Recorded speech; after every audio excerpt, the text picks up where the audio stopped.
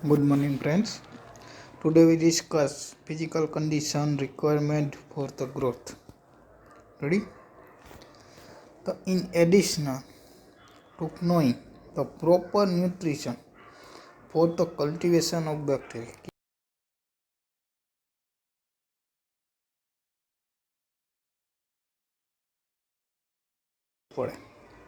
એ આપણે અગાઉ જોઈ ગયા. It is also necessary to know the physical environment in which the organism will grow best. માત્ર ખાલી ન્યુટ્રિશન આપવાથી ઓર્ગેનિઝમ ગ્રો નથી થતા, પરંતુ એને યોગ્ય ફિઝિકલ એન્વાયરમેન્ટ પણ આપવું પડે, like temperature, pH, osmotic pressure કે પછી સોલ્ટ કોન્સન્ટ્રેશન વગેરે જેવા ઘટકો આપણે ધ્યાનમાં રાખવા પડે, તો જ શું થતું હશે, કોઈ ચોક્કસ બેક્ટેરિયા માટે આપણે એને બેસ્ટ ગ્રો આપી શકીએ. Just bacteria vary greatly in their nutritional requirement. So, do they exceed the drivers responsible to physical conditions such as temperature, osmotic condition, pH and pressure?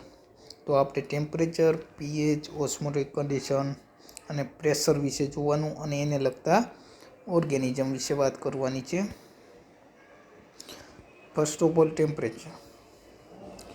All process of growth આ depend on chemical reaction. કેના ઉપર depend થતું હશે? બધો આખો growth જે હશે એને બેક્ટેરિયાની અંદર જે ચાલતી બાયોસિન્થેસિસની પ્રક્રિયા જે રહી, like glycolysis pathway, TCA cycle વગેરે સાયકલ ઉપર આધાર રાખતી, એટલે કે કેમિકલ રિએક્શન ઉપર આધાર રાખતું હશે.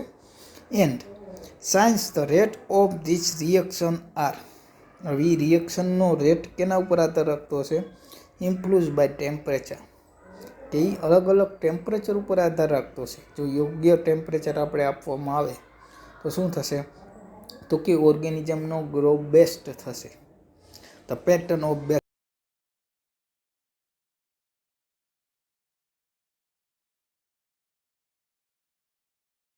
for the most rapid growth during the short period of time is known as the optimum growth temperature. હવે જો કોઈ પણ ઓર્ગેનિઝમનો ઓપ્ટિમમ ગ્રોથ ટેમ્પરેચર કેને કહેવાય? કે શોર્ટ ટાઈમની અંદર આપને બેસ્ટ ગ્રોથ મળતો, એટલે કે વધુ પ્રમાણમાં ગ્રોથ મળતો હોય કોઈ પણ ઓર્ગેનિઝમનો, તો એ ટાઈમને આપણે શું કહીએ? Optimum growth of temperature. તો એક માર્કનો ક્વેશ્ચન થઈ ગયો. However, optimum growth temperature may not necessary by optimum for the cellular activity, કે એ સેલ્યુલર એક્ટિવિટી માટે જવાબદાર નથી. લાઈક એક્ઝામ્પલ આપેલું છે સેરેટિયા ઓર્ગેનિઝમનું નામ છે. From a blood red to orange pigment. કેવું પિગમેન્ટ આપે? એની કોલોની કેવા કલરની હશે? કે જે રેડ ઓરેન્જ ટાઈપની કોલોની જોવા મળે. કયા ટેમ્પરેચરે? તો કે 25 ડિગ્રી ટેમ્પરેચર.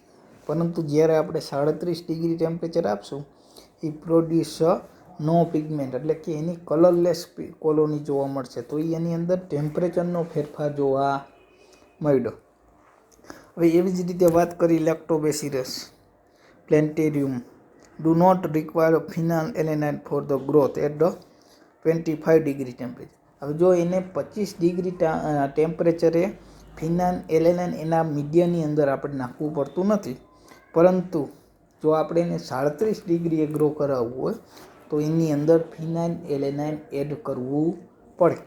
રેડી? તો આ એના એક્ઝામ્પલ આપી દીધા કે ટેમ્પરેચર ઉપર પણ બેક્ટેરિયાનો ગ્રોથ રિક્વાયરમેન્ટ હોય. રેન્જ ઓફ ટેમ્પરેચર તે will grow as a minimum, optimum અને મેક્સિમમ.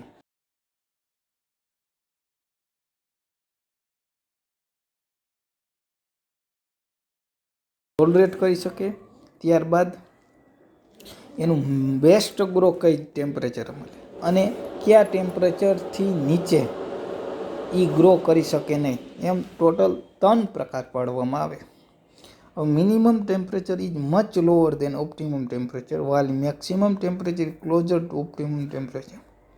શું કીધું? કે જે મિનિમમ ટેમ્પરેચર આપેલું છે એ ઓપ્ટિમમ ટેમ્પરેચર કરતાં કેવું હશે? એકદમ નીચું હશે. એ બે વચ્ચેનો તફાવત વધારે જોવા મળતો હશે. કેના કરતાં? તો કે મેક્સિમમ ટેમ્પરેચર કરતાં. મેક્સિમમ ટેમ્પરેચર અને ઓપ્ટિમમ ટેમ્પરેચર એકબીજાની નજીક હશે. માની લ્યો કે મિઝોફિલિક ઓર્ગેનિઝમ હોય તો એનું ઓપ્ટિમમ ટેમ્પરેચર દાખલા તરીકે 37 ડિગ્રી ટેમ્પરેચર હોય. ઇકોલાઈની વાત કરીએ તો એ 37 ડિગ્રીએ બેસ્ટ ગ્રોથ આપે, તો એનું ઓપ્ટિમમ ટેમ્પરેચર કેટલું થયું? 37 ડિગ્રી. પરંતુ એનું મેક્સિમમ ટેમ્પરેચર કેટલું? તો કે 40 થી 42. તો એનો ડિફરન્સ ઓછો છે. પરંતુ મિનિમમ ટેમ્પરેચર ક્યાં? તો કે 20 થી 15 ટેમ્પરેચર સુધી ગ્રો કરી શકે. Ready? On the basis of temperature, relation bacteria are divided into 5 major groups. હવે ટેમ્પરેચરના આધારે એના 5 ગ્રુપ પાડવામાં આવ્યા. પેલું સાયક્રોફાઇલ્સ. સાયક્રોફાઇલ્સ, these are organisms that grow well at 0 degree and have optimum growth temperature of 15 centigrade. કે જ્યાં 150 આપેલું છે પરંતુ એ મિસ્ટેક છે. 15 સેન્ટીગ્રેડ ઓર લોઅર, એટલે કે 0થી લઈ અને 15 ડિગ્રી ટેમ્પરેચર સુધી એનું optimum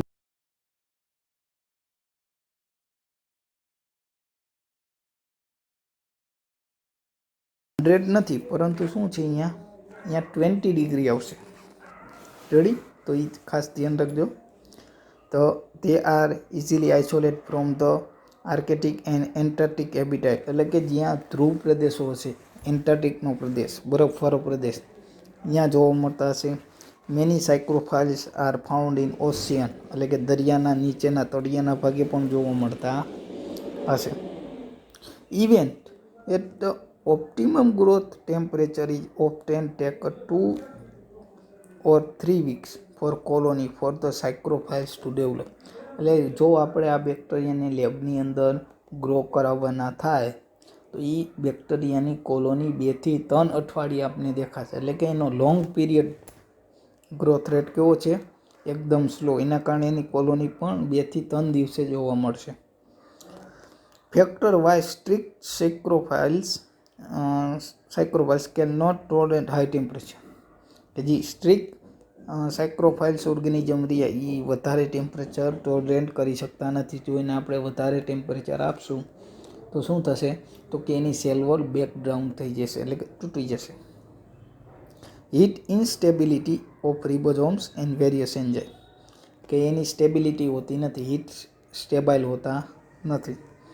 increase leakage of cell component, impair the transport of nutrition above maximum temperature, કે એનું ટ્રાન્સપોર્ટ સિસ્ટમ જે હશે સેલ વોલની એ બ્રેકડાઉન થઈ જશે, તૂટી જશે.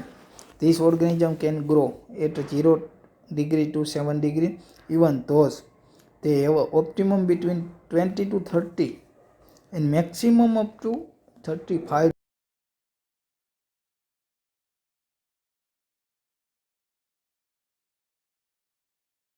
ફ્રીજની અંદર જેટલા ફૂડ બગડે છે એનું કારણ આ ઓર્ગેનિઝમના કારણે થાય. કેમ કે ફ્રીજની અંદર ટેમ્પરેચર કેવું હશે? લો હશે. ત્યારબાદ એનો બીજો પ્રકાર પડ્યો mesophilic organism. Grow best within the temperature range of approximately 25 to 40 degree temperature, એટલે કે 25 થી 40 ડિગ્રી સુધી ગ્રોથ આપે છે. Optimum temperature is 37. All bacteria that are pathogenic for human and warm blood animals are mesophils. કે મિઝોફિલિક organism જેટલા હશે એ human અને જે ગરમ લોહીવાળા પ્રાણીઓ છે, ગાય, ભેંસ, એનિમલ, એ બધાને રોગ કરવા માટે જવાબદાર હોય છે. એના એક્ઝામ્પલ આપી દીધા છે. રિનિયોબેક્ટેરિયમ ડાયપ્થેરિયા, કે જેના કારણે ડાયપ્થેરિયા રોગ થાય. નેસેસેરિયા ગોનોરિયા, કે જેના કારણે ગોનોરિયા રોગ થાય. આ જો મિઝોફિલિક. ત્યારબાદ આવશે thermophilic. Grow best at temperature above 45 degree centigrade, એટલે કે 45 ડિગ્રી ટેમ્પરેચર કરતાં વધારે તાપમાને જે ઓર્ગેનિઝમ ગ્રો થતા હશે એને આપણે થર્મોફાઇલ્સ કહીએ. This organism can grow at temperature 55 or higher, 55થી વધારે ટેમ્પરેચર. પરંતુ ક્યાં સુધી? એનું ઓપ્ટિમમ ટેમ્પરેચર? તો કે 55 to 60 ડિગ્રી ટેમ્પરેચર એનું ઓપ્ટિમમ ટેમ્પરેચર છે. Minimum 45 degree. And majority of the thermophiles are prokaryotes, although a few photosynthetic protists and fungi are thermophiles. The organisms flourish in many habitats.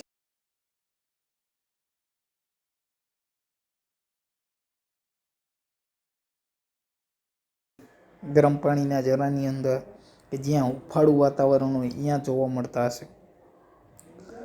Thermos ribonucleus vulgaris and thermus aquaticus both are thermophiles.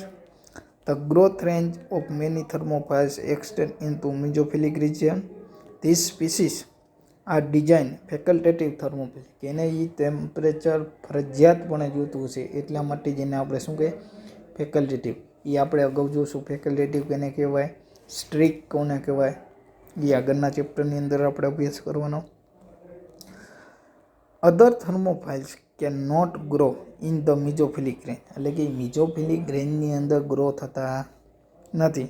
This are term true thermophiles, obligate thermophiles or stenothermophiles. એટલા માટે જ એને શું કહેવાય ઓબ્લિગેટ થર્મોફાઇલ્સ, કે ફરજિયાતપણે જોતું હશે એવું temperature.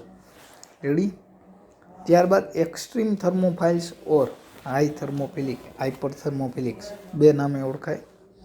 These are prokaryotes that have grow optimum between 80 degree to 130 degree temperature. એટલે હાઈ ટેમ્પરેચર સુધી ગ્રો કરી શકે એનું ઓપ્ટિમમ ટેમ્પરેચર, અને 55 ડિગ્રી ટેમ્પરેચરે ગ્રો કરી શકતા નથી. એના એક્ઝામ્પલ આપી દીધા છે પાયરોકોકસ, એબેસ અને pyrodictium are example of marine hyperthermophiles found in hot area of the sea floor. કે જે દરિયાની અંદર જે ગરમ પાણીના ઝરા હશે અથવા તો જ્યાંથી લાવા ઉત્પન્ન થતો હશે એ જગ્યાએ શું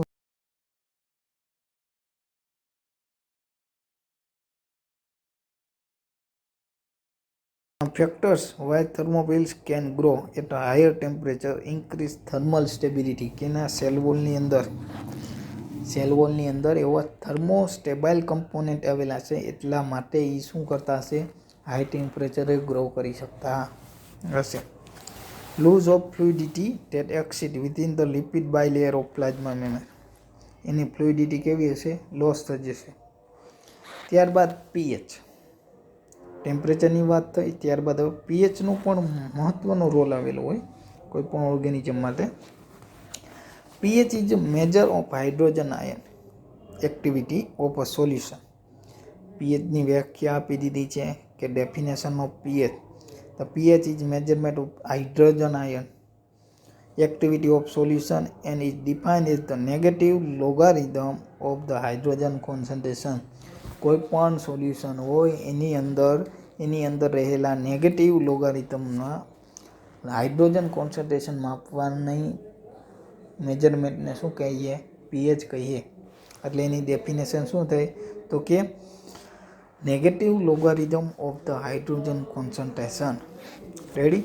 micro organism grow very widely from 0 to 2 at acidic and n to alkaline lakes and soil that may pH value between 9 to 10.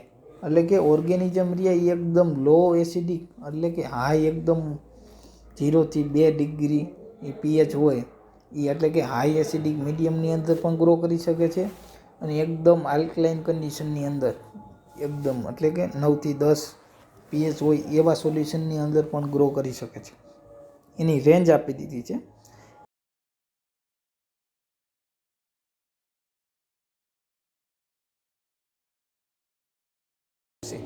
કેમ કે શું થતું હશે કે સેલ વોલની અંદર જે હાઇડ્રોજન આયનનું ટ્રાન્સપોર્ટ થતું હશે એ એકદમ વધી જશે અથવા તો ઘટી જશે, જેના કારણે શું થશે એકદમ આશ્રુતિની ક્રિયા થાય, ઓસ્મોટિક પ્રેશર જનરેટ થાય.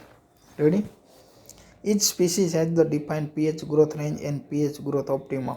કે એની અંદર પણ શું આવતું હશે maximum pH, minimum pH and optimum pH. Ready.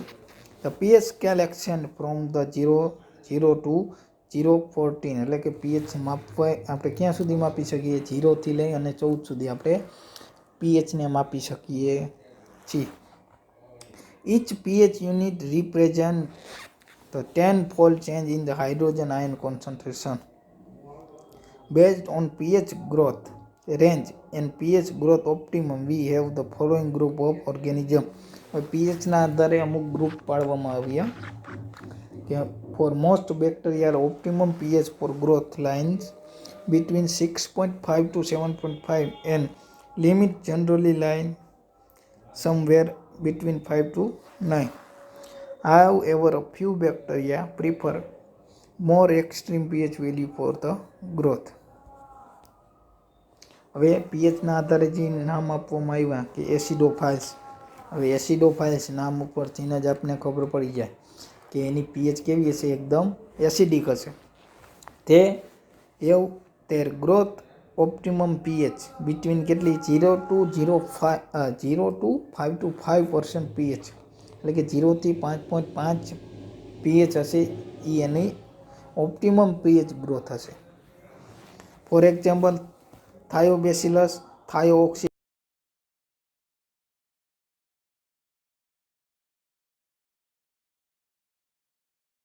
and can grow in range between 0.5 to 6 એટલે કે 6 સુધી મેક્સિમમ ગ્રો કરી શકે. મિનિમમ ક્યાં સુધી? કે 0.5 સુધી કરે. પરંતુ એનું ઓપ્ટિમમ કેટલું? 2 થી 3.5 પીએચ. રેડી? ત્યારબાદ ન્યુટ્રોફાઇલ્સ. ન્યુટ્રોફાઇલ્સ એટલે કે અરાઉન્ડ 7 પીએચની આજુબાજુ રહેતો હોય એવા. હવે એનું ઓપ્ટિમમ બિટવીન કેટલું છે? 5.5 થી લઈ અને 8 પીએચ સુધી. For example E. coli, Pseudomonas. Ready? હવે આલ્કલોફાઇલ્સ એટલે કે એની પીએચ રેન્જ કેવી હશે? 7 કરતાં વધારે. Grow optimum between 8 to 11.5. High alkalophiles organism આપી દીધા. Other hand an unclassified bacteria isolate from the alkaline spring in the California was found to grow best at a pH 9 to 9.5. એવા organism isolate કરવામાં આવ્યા કે જેને આપણે ક્લાસિફિકેટ નથી કર્યા, પરંતુ એની પીએચ રેન્જ કેટલી છે? 9 થી 9.5 સુધીની છે. And could grow within a range 8 to 11.4 સુધી.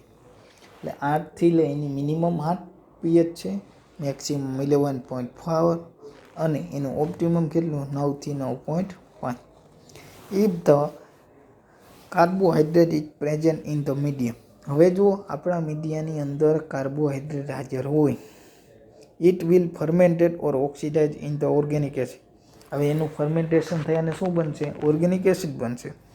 તો એના કારણે શું થશે? આપણા મીડિયમની પીએચ શું થતી હશે? Decreasing the pH of the medium. એટલે બેઝિક મીડિયમ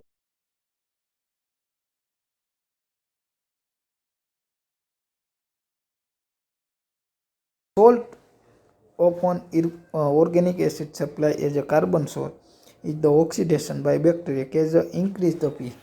હવે જો આપણે કાર્બોહાઈડ્રેટની જગ્યાએ કોઈ પણ સોલ્ટ વાપરતો હોય, ઇનઓર્ગેનિક સોલ્ટ, તો એનું શું થતું હશે?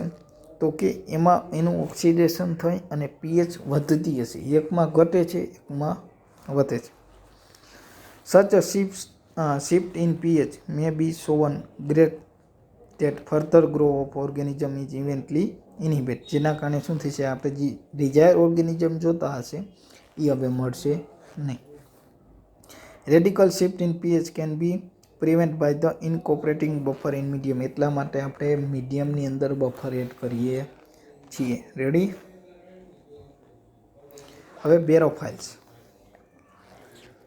Organism that spend their life on the land on the surface water are always subjected to pressure on the one atmosphere and the never affected significant by pressure.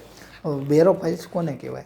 કે જે high atmospheric pressure ઉપર grow થતા હોય, એકદમ વધારે પ્રમાણમાં pressure મળતું હોય એવા જગ્યાએ ઓર્ગેનિઝમ ગ્રો થતા હોય તો એને આપણે બેરોફાઇલ્સ કહીએ છીએ.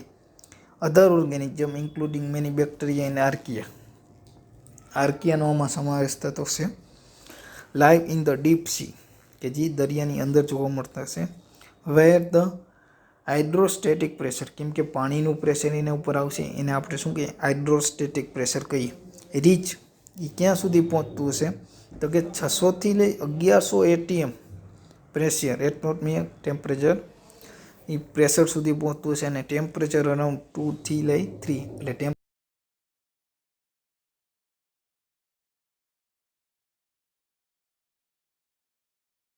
એરોફાઇલ્સ પણ કહી શકીએ.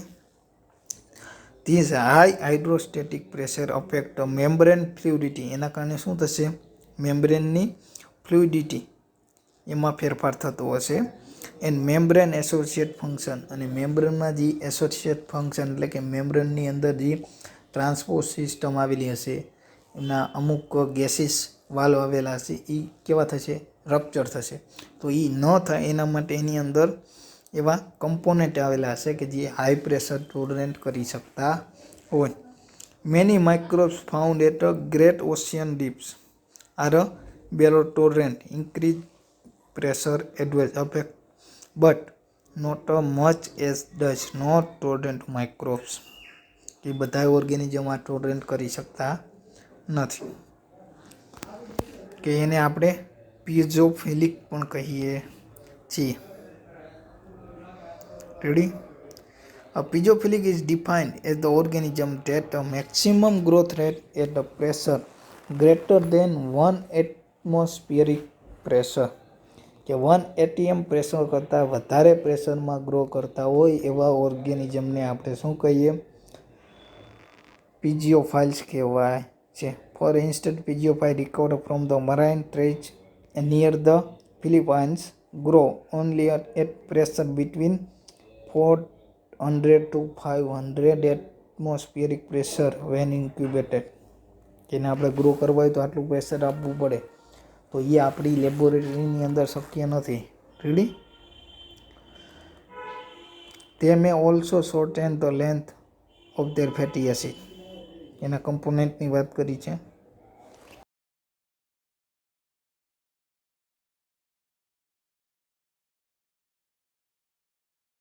ટેમ્પરેચર ઉપર આપણે અલગ અલગ પીએચ.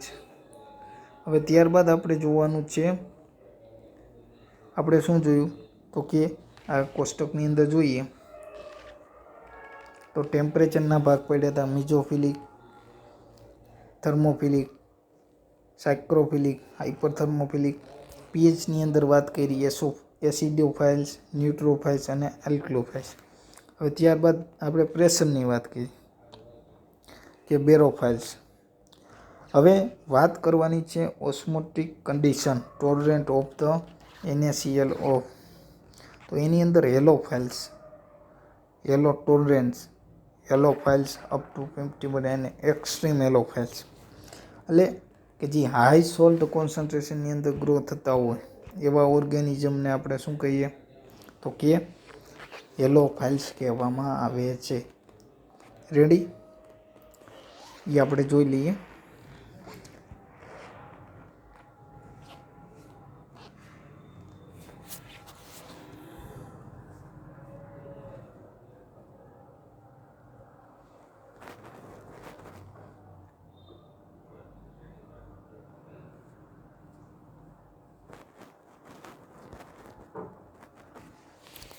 રેડી? આપણે વાત કરી ટેમ્પરેચરની,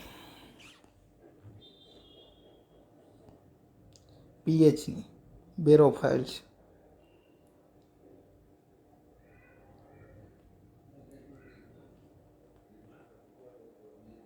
એક્સ્ટ્રીમ થર્મોફાઇલ્સ. તો હવે હેલોફાઇલ્સની વ્યાખ્યા બધા વિદ્યાર્થીઓ લખશે કે વિચ ઓર્ગેનિઝમ